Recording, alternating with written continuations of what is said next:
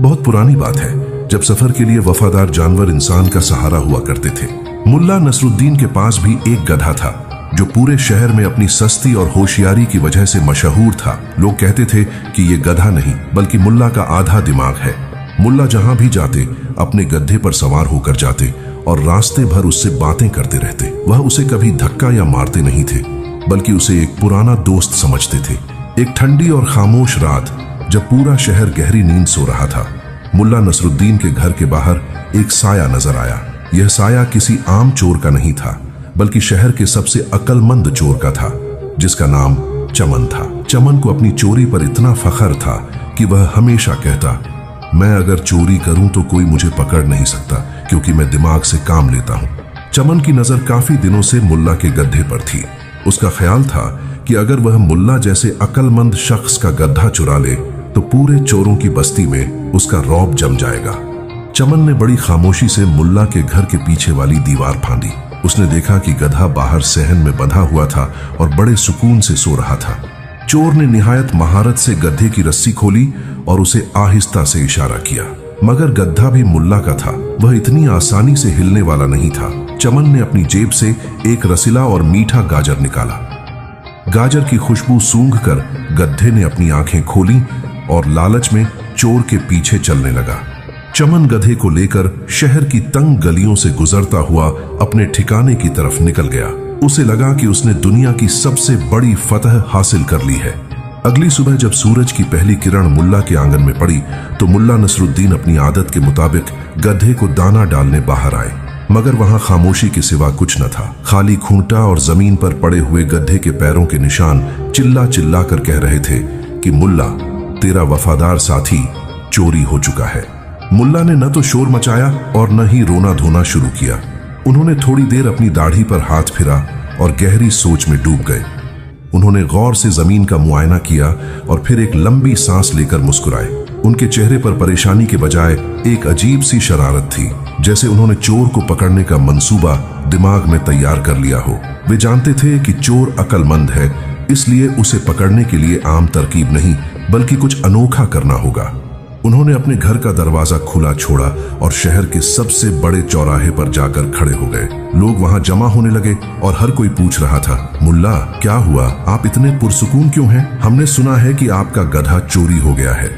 मुल्ला ने निहायत संजीदगी से जवाब दिया, हाँ, गधा चोर ले गया है, मगर मुझे दुख गधे का नहीं बल्कि उस अक्लमंद चोर का है जिसने इसे चुराया है। बेचारी को पता ही नहीं कि उसने किस मुसीबत को दावत दी है। लोग मुल्ला की यह बात सुनकर दंग रह गए। उन्होंने सोचा कि शायद गधे के गायब होने से मुल्ला का दिमाग चल गया है। इसी दौरान चमन चोर शहर के कोने में खड़ा यह सब तमाशा देख रहा था। उसने जब मुल्ला की यह बात सुनी तो उसके दिमाग में खटके पैदा हुए। उसने सोचा, मुल्ला नसरुद्दीन जैसा दुनियादार शख्स अगर परेशान नहीं है तो इसका मतलब है कि इस गधे में जरूर कोई ऐसी बात है जो मैं नहीं जानता। चमन ने सोचा था कि वो गधा बेचकर अमीर हो जाएगा, मगर मुल्ला की बातों ने उसे सोचने पर मजबूर कर दिया।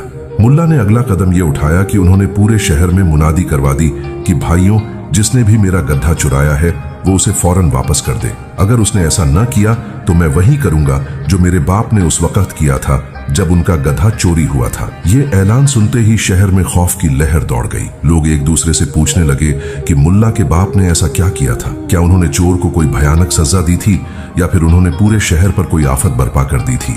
चमन चोर, जो खुद को सबसे अक्लमंद समझता था, अब वाकई डर गया। उसने सोचा कि मुल्ला का बाप जरूर कोई बड़ा हकीम या जादूगर होगा जिन्होंने चोर का बुरा हाल कर दिया होगा। उसका अक्लमंद दिमाग अब उसी को डराने लगा। वो जितना ज्यादा सोचता उतना ही ज्यादा उलझता जाता।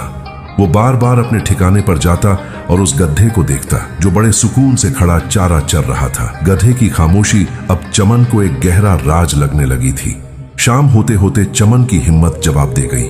उसने सोचा कि इससे पहले कि मुल्ला वो खौफनाक काम करें जो उनके बाप ने किया था, बेहतर है कि गधा वापस कर दिया जाए।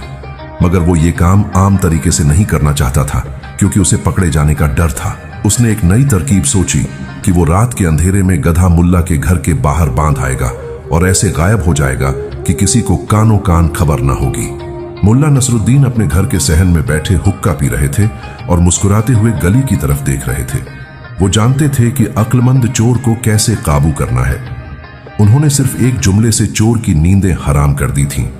मुल्ला ने अपने दिल में कहा, दुनिया में सबसे बड़ी कमजोरी इंसान का अपना डर है, और जब इंसान दिमाग से काम लेने का दावा करता है तो वो डर के जाल में और जल्दी फंस जाता है। आधी रात के वक्त जब शहर की गलियों में सिर्फ कुत्तों के भौंकने की आवाज आ रही थी, चमन चोर निहायत दबे पांव मुल्ला के घर की तरफ बढ़ा। उसने गधे की रस्सी थामी हुई थी और वह बार बार पीछे मुड़कर देख रहा था कि कहीं कोई उसका पीछा तो नहीं कर रहा। उसने सोचा था कि वह गधे को खामोशी से खूंटे से बांधकर निकल जाएगा, मगर जैसे ही वो घर के करीब पहुंचा, उसे मुल्ला के कमरे से खांसने की आवाज आई। चमन ठिठक कर रुक गया। उसका दिल जोर जोर से धड़कने लगा। उसने हिम्मत जमा की और गड्ढे को अंदर ले गया। अभी वो रस्सी खूंटे से बांध ही रहा था कि अचानक एक भारी आवाज गूंजी, कौन है वहां? चमन के हाथ पांव फूल गए। अचानक मुल्ला नसरुद्दीन सामने आ गए, जिनके हाथ में एक लाठी और दूसरे हाथ में लालटेन थी। चमन ने भागने की कोशिश की, मगर मुल्ला ने बड़ी फुर्ती से रास्ता रोक लिया। मुल्ला ने निहायत नरमी से पूछा, अरे मेरे अक्लमंद दोस्त, इतनी जल्दी में क्यों हो? मेरे गधे को वापस लाने का शुक्रिया, मगर पहले ये तो बताओ कि तुमने इतनी तकलीफ क्यों की? चोर ने हकलाते हुए कहा, मुल्ला, मैं तो बस मैंने रास्ते में देखा कि आपका गड्ढा भटक रहा है तो सोचा वापस छोड़ाऊं। मुल्ला ने एक कहखा लगाया और कहा, वाह, इतनी दुनियादारी और इतनी नेकनामी, मगर डर कैसा? क्या तुम्हें मेरे बाप के उस पुराने कस्से ने परेशान कर दिया? चमन ने बड़ी मुश्किल से थूक निकला और पूछा, मुल्ला सच बताइए, जब आपके बाप का गड्ढा चोरी हुआ था तो उन्होंने क्या किया था? क्या उन्होंने कोई जादू किया था या चोर की नस्लें तबाह कर दी थी? मुल्ला नसरुद्दीन मुस्कुराते हुए बोले, मेरे बाप ने वही किया था जो हर अक्लमंद शख्स करता है। जब उनका गधा चोरी हुआ और कोशिश के बावजूद वापस न मिला तो उन्होंने चुपचाप जाकर बाजार से नया गधा खरीद लिया था। ये सुनते ही चमन चोर का मुंह खुला का खुला रह गया। वो जो इतनी देर से खौफ में मुबतला था और दुनिया भर की बलाओं के बारे में सोच रहा था, उसे अंदाजा हुआ कि मुल्ला ने सिर्फ अपने अल्फाज के जाल से उसे उल्लू बनाया था। मुल्ला ने उसकी अकल को ही उसकी कमजोरी बना दिया था। मुल्ला ने उसकी खामोशी को देखा और निहायत नरमी से कहा, दोस्त परेशान ना हो, इंसान हमेशा अपनी सोच के पिंजरे में कैद होता है। तुमने चोरी की क्योंकि तुम्हें लगा कि तुम पकड़े नहीं जाओगे, और तुमने गड्ढा वापस किया क्योंकि तुम्हें लगा कि तुम किसी पुरअसरार मुसीबत में फंस जाओगे। दोनों सूरतों में तुम्हारा डर और तुम्हारी लालच ही तुम्हारे फैसले कर रहे थे। मुल्ला ने उसे मजीद नसीहत करते हुए कहा कि असली अक्लमंदी दूसरों को धोखा देने में नहीं, बल्कि अपने नफ्स पर काबू पाने में है। चमन ने मुल्ला के आगे सर झुका दिया और वादा किया कि वह आइंदा चोरी से बाज रहेगा। मुल्ला ने उसे थोड़ी सी खर्चरी दी और उसे रुखसत किया। अगली सुबह जब सूरज की रोशनी शहर पर फैली तो मुल्ला नसरुद्दीन अपने उसी पुराने गड्ढे पर सवार होकर बाजार के बीचों बीच से गुजरे। शहर वाले जो कल से परेशान थे और मुल्ला के खौफनाक कदम का इंतजार कर रहे थे, वह दंग रह गए। हर तरफ से आवाजें आने लगी, मुल्ला, आपका गधा मिल गया। लेकिन कैसे? क्या आपने अपने बाप वाला वही पुराना तरीका आजमाया?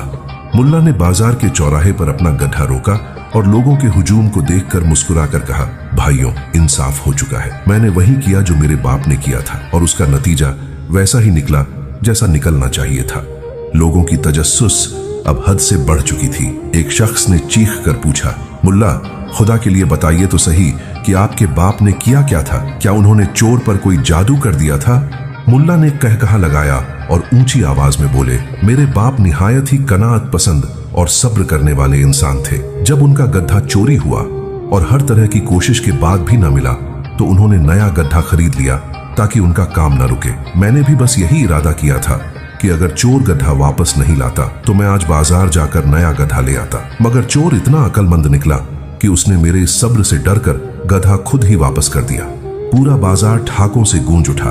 लोग जो किसी पुरअसरार या खौफनाक कहानी का इंतजार कर रहे थे, वो मुल्ला की इस सादगी और हाजिर जवाबी पर हंस उठे। मुल्ला ने साबित कर दिया कि दुनिया में दुश्मन को हराने के लिए हमेशा तलवार या जादू की जरूरत नहीं होती। कभी कभी सिर्फ थोड़ी सी नफ्सियात और थोड़ा सा सब्र ही काफी होता है। उस दिन के बाद से शहर में चोरी की वारदातें कम हो गईं, क्योंकि हर चोर को यह डर रहता था कि कहीं मुल्ला उसके साथ भी कोई अक्लमंदाना खेल न खेल दे। इस कहानी से हमें यह सबक मिलता है कि अक्लमंद दुश्मन से ज्यादा इंसान का अपना डर और वहम उसे नुकसान पहुंचाता है।